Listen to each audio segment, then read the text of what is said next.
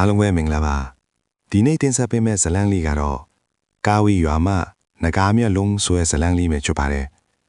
ဇာတ်လမ်းလေးမစခင်ကျွန်တော်ရဲ့ channel လေးကို subscribe နေပြီးတော့ notification လေးကိုနှိပ်ပေးခဲ့ပါအောင်ခင်ဗျာမိုးဦးကြကာလာဤကောင်းကင်ရန်သည်ညုံမိုင်းလက်ရှိသည်မွန်ပြည်နယ်ဤနယ်စပ်တော်တောင်ထုံထရာလမ်းကလေးပေါ်တွင်ဗမောင်တယောက်ထဲခရီးနေ၏သူ၏ပခုံးပေါ်တွင်လွယ်ထားသောကြောပိုးအိမ်မှလေးလန်းလာတော့လဲစိတ်ထဲတွင်တော့တက်ကြွနေသည်ဗမောင်သည်မျိုးသားထစ်တော်လဲမျိုးပြည်ရုံးကန်လှူရှားမှုထက်တောတောင်ထဲကလျှို့ဝှက်ချက်များကိုရှာဖွေရသည်ကိုပို၍ဝါဒနာပါသူဖြစ်သည်အဖိုးဒီလမ်းကတေချရလောက်ရာဗမောင်ကရှေ့ကခတ်တွတ်ရှောင်းနေသောလမ်းပြအဖိုးကြီးဦးစံအေးကိုလမ်းမေးလိုက်သည်ဦးစံအေးကယူတရက်ရက်လိုက်သည်နောက်ကိုလှည့်ကြည့်သည်သူ၏မျက်ဝန်းများကမင်းဖြော့နေတော့လဲအကြီးကတော့ဆူရှားလာ၏မောင်ရင်ငါးနောက်ကသာထက်ချက်မကွာလိုက်ခဲ့စမ်းပါဒီတော်ဒီတောင်ကပုံမှန်တော့မဟုတ်ဘူးကဝေးရွာဆိုတာကလည်းလူတိုင်းရောက်နိုင်တဲ့ရွာမျိုးမဟုတ်ဘူးကွာဦးစံအေးဤစကားကြောင့်ဗမောင်ခါကိုတင်ခနဲဆန်လိုက်သည်ကဝေးရွာထိုရွာအကြောင်းကိုသူကြားခဲ့ရသည်မှကြာပြီးရှေးအောင်ပေးဖို့ပိုင်များထဲတွင်ပါရှိသည့်နဂါပတ်စင်းရောင်ကြီးဆိုသောအဖိုးတန်းကျောင်းမြတ်ရတာရှိရအရက်သို့တော်ထိုရွာကိုတွားသူတိုင်းပြန်မလာကြဟုလည်းအနာမဲ့ကြီးသည်ကျွန်တော်ကတော့ကံပီဒဆိုတာထက်လက်တွေကိုပဲယုံတာပါအဖိုးရဒီကကြီးမှာစုံတို့ကဝေးတို့ဆိုတာပုံပင်လေးပါဗမောင်ကခပ်ပေါ်ပေါ်လိုက်တော့လဲဦးစံအေးကတော့ခေါင်းကိုခါရမ်းသည်မယုံရင်ပုံပင်ယုံရင်အမှန်ပေါ်မောင်ရင်ဟာ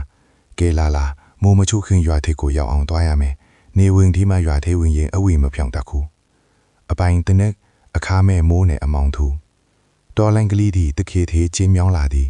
တပင်ကြီးများကလမ်းပေါ်သို့မိုးနေပြီးနေအောင်ပင်ကောင်းကောင်းမရတော့ရုတ်တရက်လေပြင်းများတိုက်ခတ်လာပြီးမူပေါက်ကြီးများကတဖွဲကျလာသည်တောက်တက်ကိုင်းချင်းရိုက်ခတ်တန်းကထူးထူးခြားခြားဆူးညံနေသည်ဗမောင်စိတ်ထဲတွင်ကစုံတယောက်ကသူ့နောက်ကလိုက်နေတယ်လို့ခံစားရသည်ခြေတန်းကိုနားဆွင့်တော့လေမိုးတန်ကြောင့်ဘာမှမကွဲပြားဟောဟိုမှာရွာထိပ်ကညောင်ပင်ကြီးမြင်ရသည်ဦးစံအေးညွန်ပြားရကိုကြည့်လိုက်တော့လမ်းဘေးတွင်အေယာမညောင်ပင်ကြီးကပင်ကိုတွေ့ရသည်ထိုညောင်ပင်ကြီးကိုင်းတက်များတွင်အဝတ်နီးအဝတ်ဖြူများချိတ်ဆွဲထားသည်တစ်ခေါင်းထဲတွင်တော့ရုပ်ပဲစင်းပြက်ရုပ်သူငယ်လေးများတန်းစီနေသည်အဖိုးဒါခေကဘာဒီလဲအဆောင်လျှောက်တွေပေါ်မှငင်ညက်ကဝေးရွာကိုမကောင်းတဲ့ဝိညာဉ်တွေမဝင်အောင်တားထားတာတဲ့ဒါပေမဲ့ငါအမေတော့ဝိညာဉ်တွေထွက်မသွားနိုင်အောင်ပိတ်ထားတာညင်ပို့တူတယ်ဦးဆိုင်အေးဤစကားကဗမောင်ကျော်ကိုစိမ့်သွားစေသည်ရွာသေးသို့ဝင်လိုက်သည်နဲ့လေထူးကပြောင်းလဲသွားသည်အပြင်မှာမိုးရွာနေတော့လေရွာသေးတွင်မူမြေကြီးက6တီနေသည်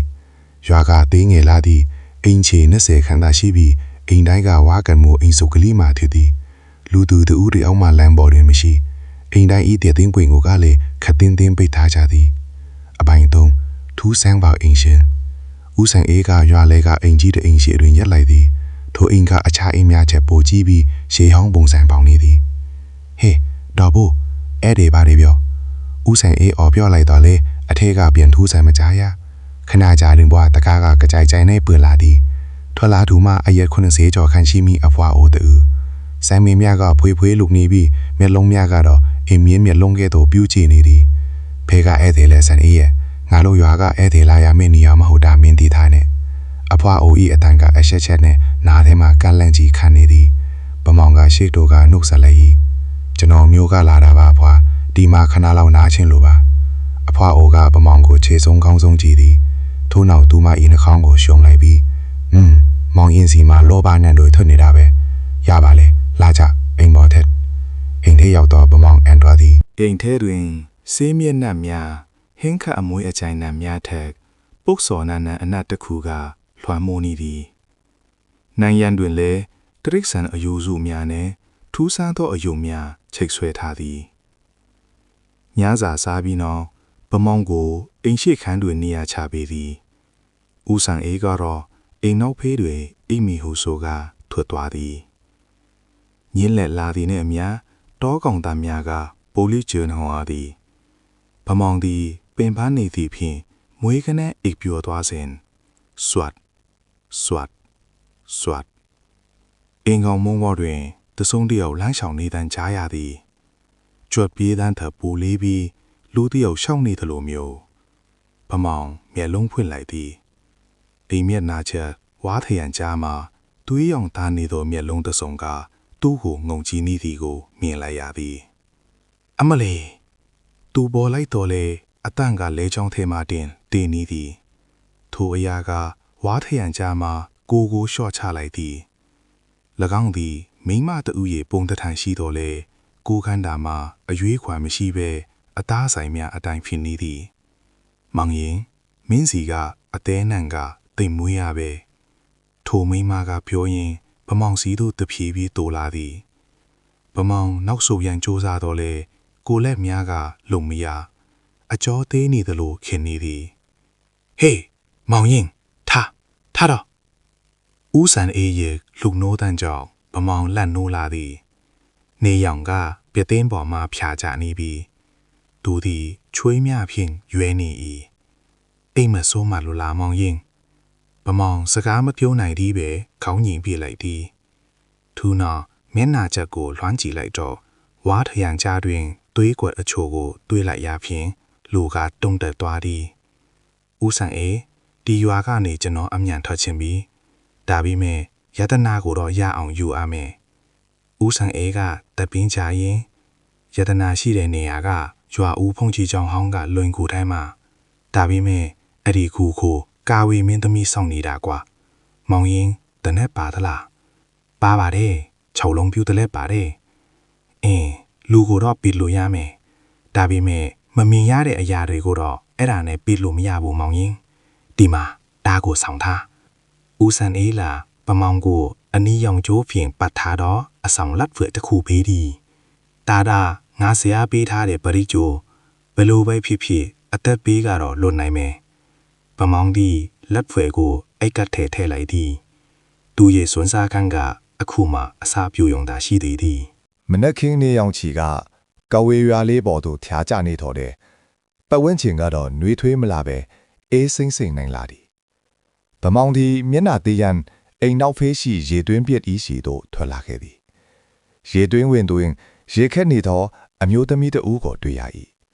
သူမသည်အသက်တောင်းဆခန့်သာရှိဦးမည်ဖြစ်ပြီးအသားဖြူဖြူမျက်နှာတွဲနှင့်အတော်လေးချောမောလှပသူဖြစ်သည်သို့သောထူးဆန်းသည်မှာသူမ၏လယ်ပင်တွင်အနက်ရောင်ကြိုးတစ်ချောင်းကိုခတ်တင်းပတ်ထားခြင်းပင်နေကောင်းလားအမဗမောင်ကရင်းနှီးအောင်နှုတ်ဆက်လိုက်တော့လဲထိုအမျိုးသမီးကတွန့်ပြန်ခြင်းမရှိသူမကရေပုံးကိုဆွဲမလိုက်စဉ်သူမ၏လက်ချောင်းများကပုံမှန်ထက်ရှည်လျားနေသည်လက်သေးများကလည်းညိုမဲနေသည်ကိုဗမောင်တတိထားမိလိုက်သည်သူမကဗမောင်ကိုတစ်ချက်ကြည့်သည်ထိုအကြည့်ကလူတစ်ယောက်ကိုကြည့်သည်အကြည့်မျိုးမဟုတ်ပဲအသားဆိုင်တစ်ခုကိုကြည့်သည်စာလောင်မွတ်တိတော့အကြည့်မျိုးဖြစ်နေသည်မောင်ရင်ရေခက်ပြီးရဲ့အမြင့်တက်ခဲ့လူစိမ့်နဲ့စကားမပြောနဲ့အိမ်ပေါ်မှာဦးဆန်အေးအော်တန်းကြောင့်ဗမောင်လည်းခတ်တုံတုံဖြန်တက်လာခဲ့သည်အဲ့ဒါဘာတူလဲအဖိုးအဲ့ဒါဒီရွာကအပြိုတော်လို့ခေါ်တဲ့မိန်းမပဲသူ့ကိုနေခင်းဘက်မှာတော့လူလိုမြင်ရပေမဲ့ညဘက်ကျအိမ်တော့ကဲထားလိုက်ပါတော့ငါတို့သွားရမယ်လမ်းကြောင်းအကြောင်းပြောရအောင်ဦးဆန်အေးကကျမ်းပြင်ပေါ်တွင်မြေပုံတစ်ခုဆွဲပြသည်ရွာဤအနောက်ဘက်တောအုပ်နက်နက်ထဲတွင်ရွာဦးကျောင်းဟောင်းရှိသည်ထိုကျောင်းသည်လွန်ခဲ့သောနှစ်ပေါင်း100ကျော်ကားဒီကစွန့်ပစ်ခံထားခြင်းဖြစ်သည်ဗမောင်နှင့်ဦးဆန်အေးတို့နှင့်အုံသာတောထဲသို့ဝင်လာခဲ့ကြသည်တောကပိုး၍နက်လာလေးငှက်တန်ပင်မကြားရတော့ပဲတိတ်ဆက်လာလေးဖြစ်သည်လမ်းတစ်လျှောက်တွင်ထူးဆန်းသောအမတ်အမားများကိုတွေ့ရသည်သစ်ပင်အချို့၏ပင်စီများတွင်သွေးဖြည့်ရေးထားဟန်ရှိသောစာလုံးများလူအယိုးဆွေးငယ်များဖြင့်ပြုလုပ်ထားသောလေးတိုက်တိုင်းမီနေသည့်လေးခေါင်းလောင်းများကဗမန်းကိုရင်တုံစေသည်အဖိုးအဲ့ဒီယတနာကတကယ်ပဲအစွမ်းရှိတာလားဗမောင်းကဆပ်ဆူမိသည်ဦးဆန်အေးကလမ်းကိုတားဖြီးခုတ်ထွင်ရင်းဖြန့်ဖြစ်၏နဂါးပတ်စိမ်းရောင်ချီဆိုတာရှေးကနဂါးပြည်ကလာတဲ့ကြောက်လို့ဆိုကြတယ်အဲ့ဒီကြောက်ကိုပိုင်တဲ့သူဟာမသေးသေးကိုဖော်ဆက်နိုင်တယ်ဒါမှမဟုတ်ကဝေးအတက်မှာအထွတ်ထိပ်ရောက်နိုင်တယ်အဲ့ဒါကြောင့်ဒီကဝေလွားကလူတွေဟာအဲ့ဒီကြောက်ကိုအတက်နဲ့လဲဒီစောင့်ရှောက်နေကြတာပေါ့ယူတရက်အပေါ်ကနေတစုံတစ်ခုပြုတ်ကျလာသည်ဗမောင်လန့်ဖြတ်ပြီးကြီးလိုက်တော့လေလဲကနေပြုတ်ကျလာသည့်ကြီးကန်းတေးတကောင်ထင်နေသည်ကြီးကန်းဤဘိုက်ကိုခွဲထားပြီးအထဲတွေစံစပါးအချို့နဲ့အနီရောင်ဆိုးဆေးများထဲထားသည်ဒါကပါလေတတိပဲတာပဲမောင်ရဲ့ငါတို့နောက်ပြန်လွယ်ဖို့သူတို့ပြောနေပြီဒါပေမဲ့မထူးတော့ဘူးရှေ့မှာကြောင်းဟောင်းကိုမြင်နေရပြီတောအုပ်အစုံတွေအုံနီခဲများဖြေဆောက်ထားတော့ပစ္စည်းယိုယွင်းနေသည့်ဖုံးကြီးကြောင်းကြီးကိုတွေ့လိုက်ရသည်ကြောင်းကြီးမှာနွယ်ပင်များဖြေရစ်ပတ်ခန့်ထားရပြီးလိုင်းကူပေါက်ကြီးတစ်ခုကတော့ ကျောင်းဤအောက်ခြေတွင်ဟင်းလင်းပွင့်နေသည်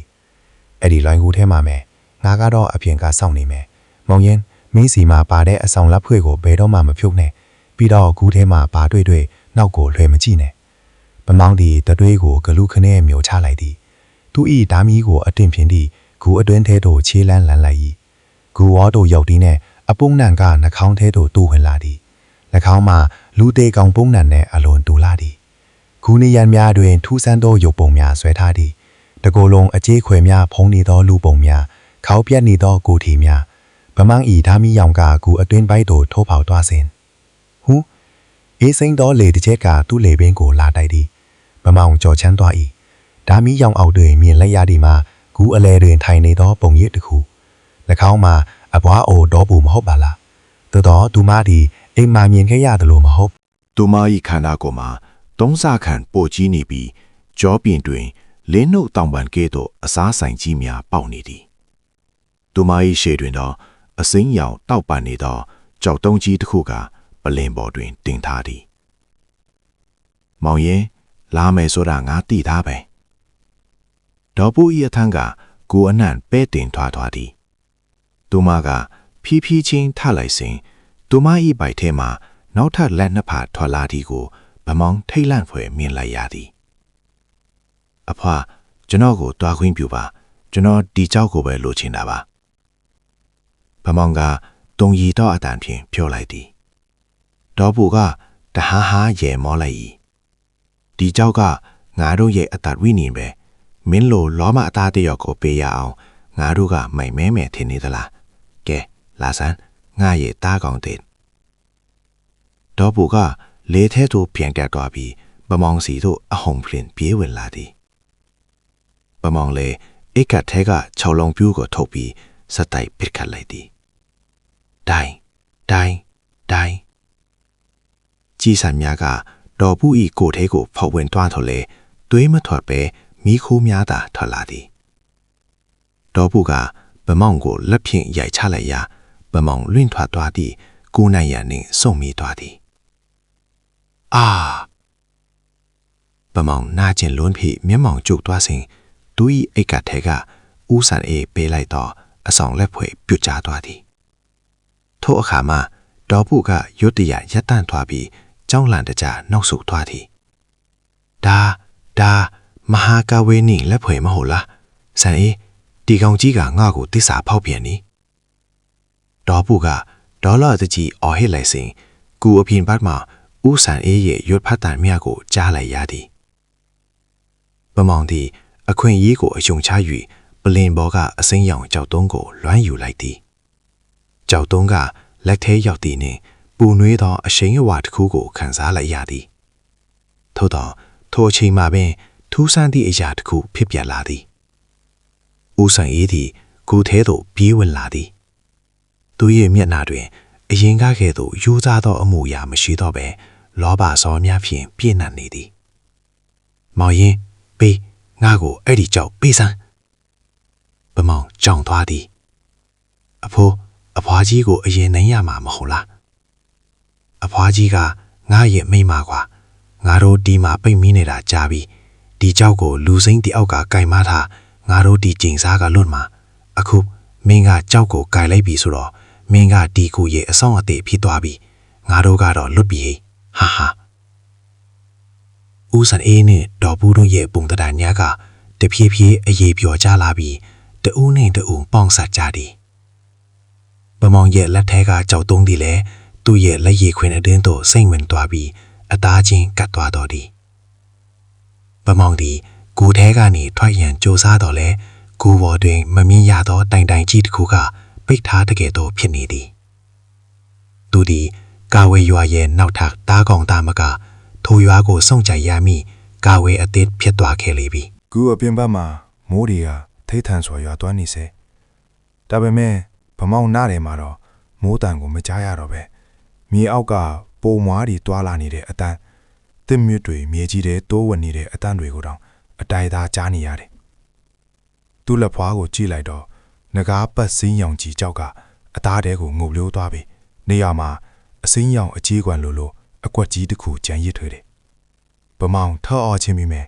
လေကြောင်းတွေကထလာတာကလူတန်မဟုတ်ပဲတောကောင်တကောင်ရဲ့ဟင်းတန်လိုမျိုးချင်နေတယ်ဟာကြည်စံအဆောင်တစ်ကလေးကအသားကြောက်ဖို့ကြိုးစားနေတာပဲဦးစံနေမဲ့တော်ဘူးတို့ဒီအခုအခါမှာတော့လူပုံထန်တန်မဟုတ်တော့ပဲအငွေ့အသက်တွေလိုလွန်မျောနေကြတယ်သူတို့ကလွန်မြုပ်သွားပြီးဖြစ်တော့လေဗမောင်ကိုလောင်ဖြောင်နေကြစေမင်းတို့ငါ့ကိုဘာလုပ်လိုက်ကြလဲဗမောင်ကအာယူပြီးမေးလိုက်တယ်ကျင်းစာကိုလွှဲမေးလိုက်တာပေါ့မောင်ရင်ဟာဒီရွာကကာဝေးဒီဟာအသက်ရှင်နေတာမဟုတ်ဘူးဒီကြောက်ရဲ့အစွမ်းနဲ့တီမြဲနေတာကြောက်ကိုကိုင်းနေသူကအရှင်သခင်ဖြစ်တော့လဲကြောက်ရဲ့ကျွမ်းလဲဖြစ်ရတယ်ကဲငါတို့ကတော့လူပြီကိုပြန်ပြီးမင်းကတော့ဒီရွာမှာအင်းရှင်ဖြစ်ကြံခဲ့ပြီးတော့အငွေ့အသက်များကကူအိုးကိုဖြတ်ကျော်ပြီးပျောက်ကွယ်သွားကြတယ်ဗမောင်ဒီကူအိုးတို့ပြေးသွားတော့လဲမမီရသောအကားအကွယ်တစ်ခုကသူ့ကိုရိုက်ချလိုက်ဖြစ်လွင့်ထွက်သွားတယ်ဗမောင်ကူတယ်မှာဘလောက်ကြာအောင်တတိမိတ်နေခဲ့တယ်လဲမသိသူပြန်နိုးလာချိန်မှာတော့ညနေစောင့်နေပြီထူးဆန်းဒီမှာသူဒီမစားမတော့ရဘဲနဲ့အားအင်ဒရီပြိုဟာနေခြင်းပဲသို့တော့ထိုအားအိမ်များကပုံမှန်မဟုတ်သူတွေးကြောထဲမှာအေးစိန်ဖော်ဆွမ်းအားတစ်ခုစီးစိန်နေလေသူရွာထဲကိုပြန်ဝင်လာခဲ့တယ်ရွာသူရွာသားတွေကအိမ်ရှိတွေမှာထွက်ရနေကြတယ်အရင်လိုကြောက်လန့်တကြားပုံကွယ်မနေကြတော့ပဲဗမောင်ကိုမြင်သည်နဲ့အားလုံးကမြေကြီးပေါ်ဝစ်ဆင်းပြီးဥချကြတယ်အရှင်သခင်ရောက်လာပြီအတန်တွေကတညီတညာတဲ့ထပ်ပေါ်လာတယ်ဗမောင်ကြောက်လန့်တကြားဖြင့်နောက်ဆုံးမိတယ်ငါအရှင်သခင်မဟုတ်ကိုငါကဗမောင်ရန်ကုန်ကလာတဲ့ဗမောင်မှာသူအော်ဖြိုးတော်လဲဘသူမှမနာထောင်ထိုစဉ်လူအုပ်ထဲမှာရှေ့ကိုထွက်လာသူမှာရေတွင်းဝါမှာတွေ့ဟဲ့လေပင်မှာကြိုးကွင်းပါတဲ့အမျိုးသမီးပဲသူမကဗမောင်ရှေ့မှာတူးထောက်လိုက်ပြီးကျမတို့စောင့်နေတာကြပါပြီအရှင်သခင်စီမှာကြောင်းမြတ်ရတနာရှိနေတယ်လို့ကျမတို့အားလုံးအရှင်သခင်ရဲ့အမိန့်ကိုနားခံရမှာပါမင်းတို့ကဘာတွေလဲကျမတို့ကဒီရွာရဲ့အကျဉ်းစားတွေပါတခါကလောဘကြောင့်ဒီရွာကိုရောက်လာခဲ့ပြီးအခုတော့ကာဝေတွေဖြစ်နေရသူတွေပေါ့အမျိုးသမီးရဲ့အမိမမေးတဲ့အောင်သိရတယ်သူမကဗမောင်ကိုရွာလဲကအင်ကြီးစီတို့ခေါ်သွားတယ်ထိုအိမ်မှာအရင်ကတော်ပူနေခဲ့သည့်အိမ်ပဲအခုတော့ထိုအိမ်ကဗမောင်အသေးဖြစ်သွားပြီအရှင်သခင်ဒီညမှာရွာရဲ့သွေးတစ်လောင်းပွဲရှိပါတယ်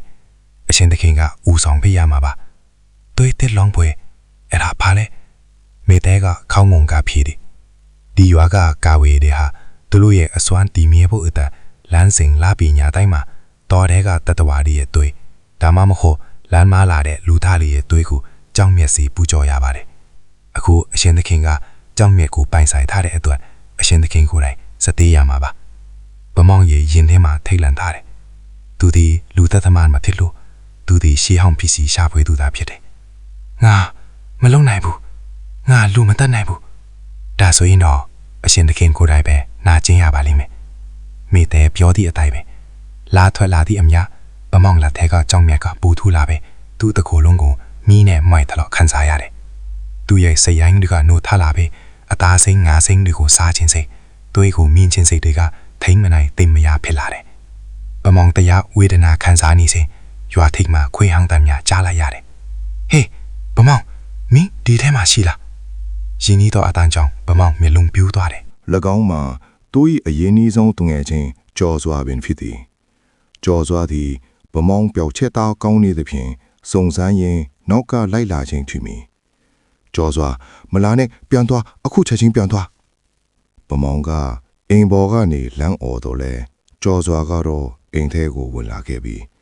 ကြော်စွာနောက်မှာတော့ထူးဆန်းတဲ့အဘိုးအိုတူပါလာသည်ထိုအဘိုးအိုကလက်ထဲမှာကျင်လုံးတစ်ချောင်းကိုကင်ထားပြီးအိတ်ခတ်ထဲမှာအန်ဒီလေကင်းစာအုပ်တအုပ်ရှိနေသည်ဗမောင်မင်းဘာဖြစ်နေတာလဲကြော်စွာကဗမောင်ကိုမြင်တော့လန့်သွားသည်ဗမောင်ညက်နာကဖြူးဖြော်ပြီးမျက်လုံးတွေကหนีရဲနေသည်ကြော်စွာငါလူမဟုတ်တော့ဘူးမင်းအခုချက်ချင်းပြေးတော့မဟုတ်ရင်ငါစိတ်တွေကမင်းကိုတတ်မိတော့မယ်ဗမောင်ကပျော်ရင်းနေပင်သူလက်သေးတွေကရှည်ထွက်လာသည်မိသေးနှင့်အခြားကာဝေတွေကလည်းအိမ်အောက်တွင်စူယုံလာကြပြီးကြော်စွာကိုဝိုက်ထားကြသည်ကြော်စွာနှင့်အတူပါလာသောအဘိုးအိုမှာနာမေကျော်အထက်လန်းဆရာထွန်းဖြစ်သည်ဆရာထွန်းကကြော်စွာရှိမှကာရလိုက်ပြီး လက်ထဲကကျိန်လုံးကိုမြေကြီးမှာစောင့်လိုက်သည်ထွက်သွားစမ်းအောက်လမ်းမိတ်စာတွေငါရှိမှအာကုသို့အမှုတွေမပြုတ်ကြနဲ့ဆရာထုံးကဘားစပ်မှာဂါထာတော်များကိုခဆူစောရွတ်ဖက်လိုက်ရာအိမ်အောက်ကကာဝေများကနာကျင်းစွာအော်ဟစ်ပြီးနောက်ဆုတ်သွားကြသည်သို့တော့ဗမောင်လက်ထဲကကြောက်မြက်ကတော့ပုံမတောက်ပါလာသည်ဆရာကျွန်တော်တငယ်ချင်းကိုကဲပါအောင်ဗမောင်ကမိုးတန်းပါကြီးနဲ့ပြောသည်ဆရာထုံးကဗမောင်ကိုစိုက်ကြည့်လိုက်ပြီးမောင်ရင်မင်းရဲ့လောပါကမင်းကိုဒီချီနီရောက်အောင်တွန်းပို့လိုက်တာပဲ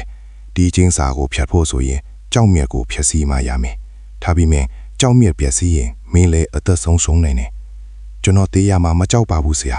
လူမဟုတ်ပေကာဝေဘဝနဲ့ရှင်သန်ရမှာကိုပဲကျွန်တော်ကြောက်တာပါလို့ပါဆရာဖြတ်စီပေးပါဆရာထုံးကခေါင်းငင်လိုက်သည်သူကအိတ်ထဲမှာငွေရောင်တချောင်းကိုထုတ်လိုက်သည်ဗမောင်လက်ထဲကကြောက်မြက်အသားထဲငုံနေသည့်နေရာကိုချိန်လိုက်သည်မောင်ရင်စိတ်ကိုခိုင်ခိုင်ထားဘာတန်ကြားကြားမျက်လုံးမဖွင့်နဲ့ဆရာထွန်းဤအတန်ကဟင်းထွက်သွားသည်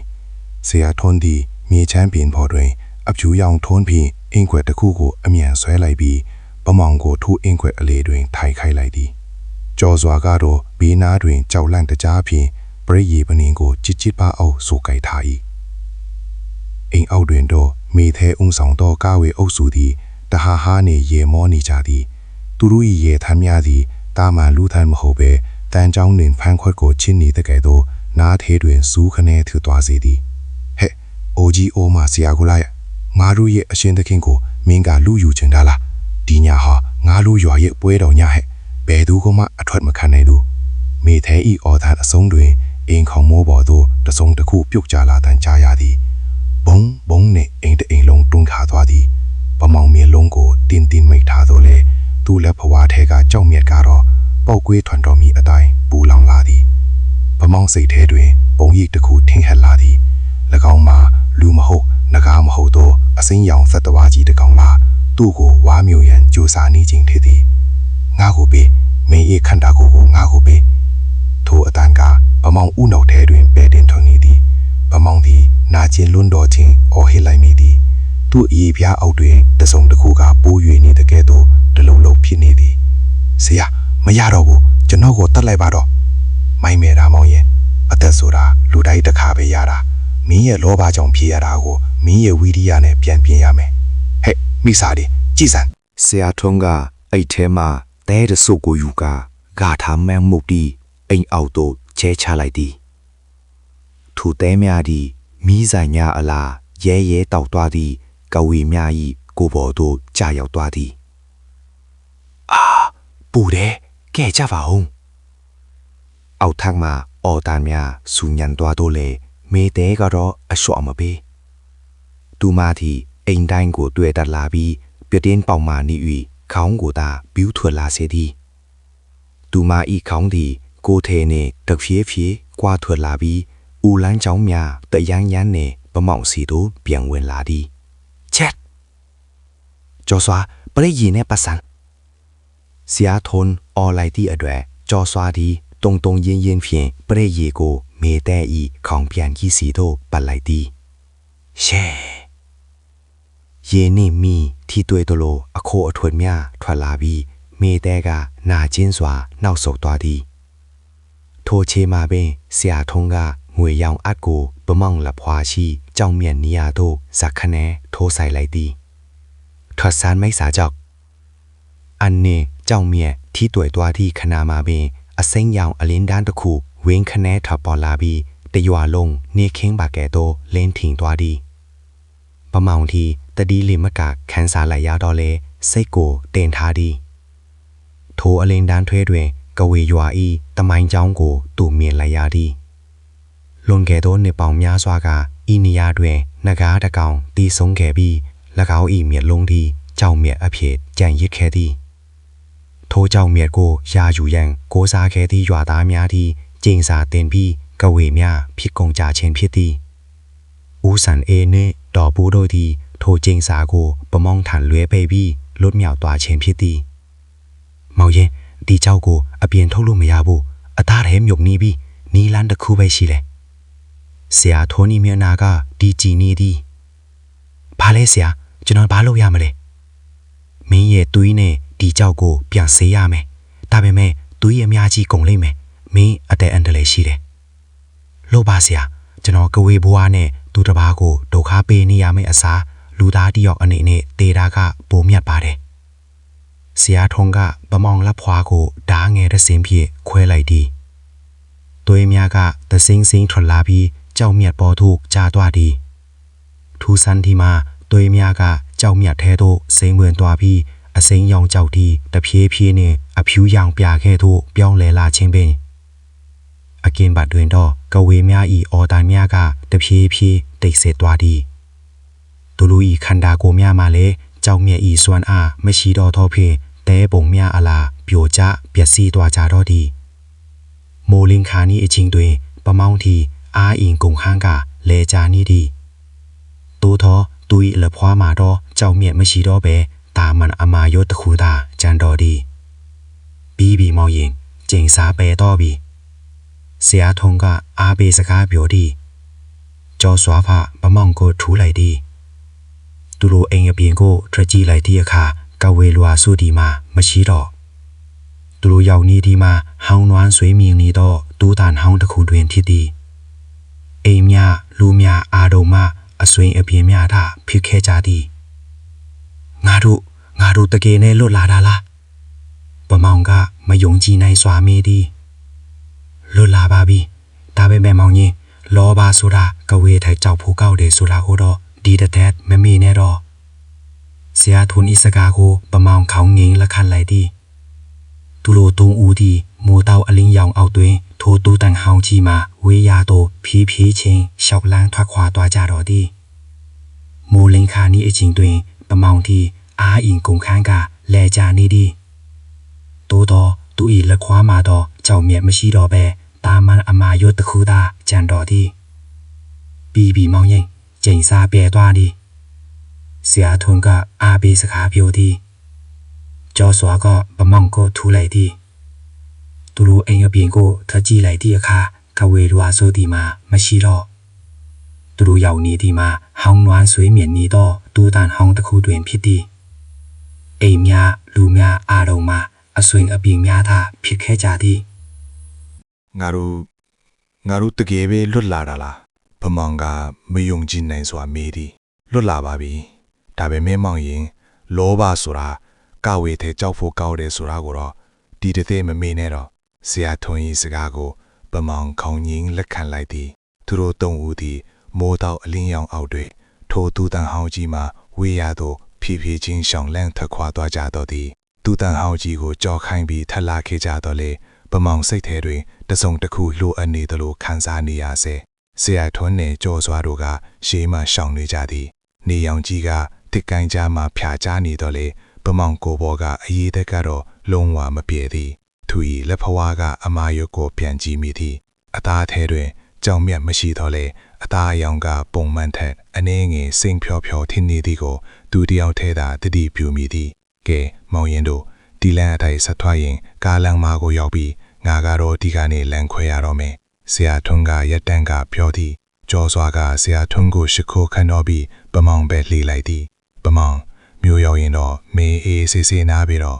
ဒီလိုကန်ပြီးရကိစ္စတွေထဲနောက်တစ်ခါထပ်မပါနဲ့တော့ကွာပမောင်ကခေါင်းငင်းပြလိုက်တော့လေသူ၏မျက်ဝန်းမြကတော့တနေရာကိုစိုက်ကြည့်နေသည်လမ်းဘေးကခြုံပုတ်တစ်ခုကြားတွင်အိမ်မှာတွေ့ခဲ့ရသည့်အပြိုတော်မေးသေး၏ပုံရိပ်ရောင်ကိုသူမြင်လိုက်ရသလိုပင်မြို့သို့ပြန်ရောက်ပြီးတပတ်အကြာပမောင်သည်သူ၏တိုက်ခန်းထဲတွင်တဦးတည်းရှိနေသည်ပီတင်းပေါင်းများကိုလိုက်ကားများဖြင့်ခတ်တင်းတင်းပိတ်ထား၏သူသည်အလင်းရောင်ကိုမုံတီးလာသည်အသားစိမ်ငါစိမ်နာများကိုရလျင်တန်တွေးများယူလာခဲ့သည်သူသည်မန်ရှေတွင်ရက်ကြည့်လိုက်သည်သူ၏မလုံးအိမ်ထဲတွင်အစိမ်းရောင်အလင်းဆက်ကလေးတစ်ခုကဖြတ်ခနဲလင်းလက်သွားသည်ဆရာထုံးဆရာမားသွားသည်ပမောင်ကတိုးတိုးလေးရေရွက်လိုက်သည်ကျောင်းမြက်ကပျက်စီးသွားသည်မဟုတ်၎င်းကပမောင်သွေနှင့်ပေါင်းဆက်သွားပြီးသူ၏ဝိညာဉ်ထဲသို့ကိန်းအောင်သွားခြင်းသာဖြစ်သည်အခုဆိုရင်ပမောင်သည်ကာဝေရွာသို့သွားเสียမလို့တော့ပဲသူကိုယ်တိုင်ကကာဝေတကောင်ထင်းနေပြီဖြစ်သည်ရုတ်တရက်တကားခောက်တန်ကြားလိုက်ရသည်တောက်ပမောင်ငါကြောစွာပါမင်းအတွက်အစားစရာတွေဝေလာတယ်ပမောင်သည်လက်ရှားကိုတတလှုပ်လိုက်မိသည်ကြောစွာ၏လက်ပိန်ကတွေ့ကြောများခုန်လင်းနေပုံကိုသူအတိုင်းသားမြင်နေရသည်ဝ ဝင်ခဲလီကြော်စွာဗမောင်ကြီးအတန်းကအရှက်ရှားနဲ့ပြောင်းလဲသွားသည်တကားပွင့်သွားပြီးကြော်စွာဝင်လာစဉ်ဗမောင်သည်အမောင်ထဲတွင်ရက်နေသည်နောက်တနေ့တရင်စားတွင်လူငယ်တဦးထူးဆန်းစွာဖြုတ်ဆူမှုဆိုသောတရင်လေးတပုတ်ပါလာသည်ရဲမြကဗမောင်တိုက်ခန်းကိုစစ်ဆေးတော့လေဘာမှမတွေ့ရအခန်းထဲတွင်ပူစောနန်းနန်းအနက်တကုန်းနှင့်အတူနိုင်ရန်ပေါ်တွင်တွေ့ဖြင်းရေးထားသောစာတစ်ကြောင်းသာကြံရစ်သည်လောဘရှိသည်ကာဝေရွာကပျောက်ကွဲမှမဟုတ်ဘူးဝေးလန်လာသောတော်နတ်ထဲကတူတန်ဟောင်ကြီးတွင်တော့လမ်းပြအဖိုးကြီးဦးဆန်အေးကခရီးသွားတူကိုလမ်းပြရင်ပြုံးနေသည်မောင်ရင်တတိထားလျှောက်ဒီရှိမှကာဝေရွာဆိုတာရှိတယ်ကွာတန်တရားသည်တပတ်ပြန်လဲခဲလိပြီလောဘသားတို့၏အသက်ဝိညာဉ်များကိုအစာကျွေးရန်ကာဝေရွာတစ်ဤသည်အမောင်တို့ထဲတွင်တဖန်ပြန်လဲနှိုးထားလာခဲလိတော်တည်း အခုလိုဂမ်ဘီရာဇလန်တွေကိုကြိုက်နေတတ်တယ်ဆိုရင်ကျွန်တော်တို့ရဲ့ channel ကို like နဲ့ subscribe လုပ်ထားဖို့မမေ့ပါနဲ့ဦးဗျာနောက်ထပ်လည်းထိတ်လန့်စရာဇလန်ကောင်းတွေနဲ့ပြန်လာခဲ့ပါမယ်အားလုံးပဲဘေးရန်တရားကင်းဝေးပြီးစိတ်ချမ်းသာကြပါစေဗျာ